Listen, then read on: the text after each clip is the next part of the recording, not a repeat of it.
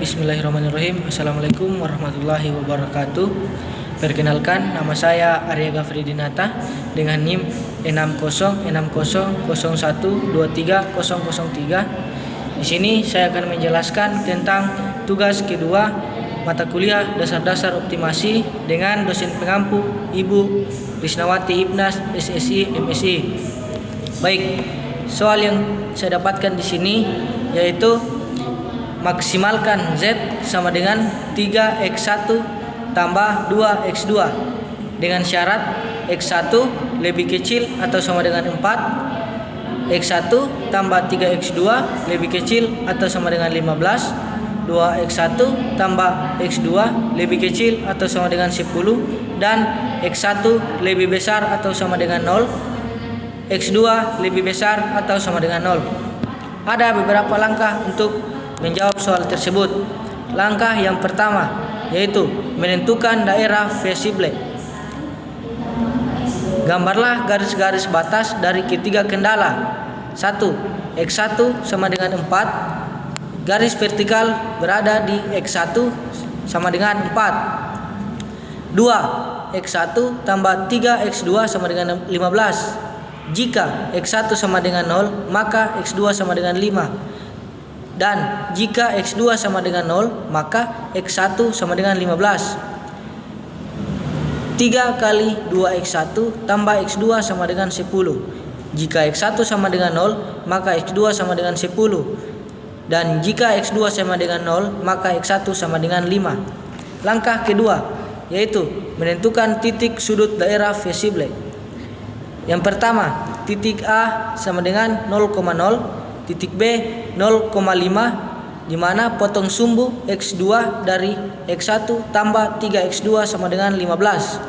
3. Titik C yaitu 4,0, di mana potong sumbu X1 dari X1 sama dengan 4. Titik D, perpotongan X1 sama dengan 4 dan X1 tambah 3X2 sama dengan 15. 4 tambah 3X2 sama dengan 15. 3x2 sama dengan 15 kurang 4. 3x2 sama dengan 11 dan x2 sama dengan 11 per 3. Dan diketahui titik D yaitu 4,11 per 3. Titik E, perpotongan x1 sama dengan 4 dan 2x1 tambah x2 sama dengan 10. 2x1 tambah x2 sama dengan 10. 2 dikali 4 tambah x2 sama dengan 10. 8 tambah X2 sama dengan 10. X2 sama dengan 10 dikurang 8 dan X2 sama dengan 2 dan didapat titik E yaitu 4,2. Kalikan persamaan 1 dan persamaan 2, di mana 2x1 tambah 6x2 sama dengan 30. 2x1 tambah 6x2 dikurang 2x1 tambah x2 sama dengan 30 kurang 10.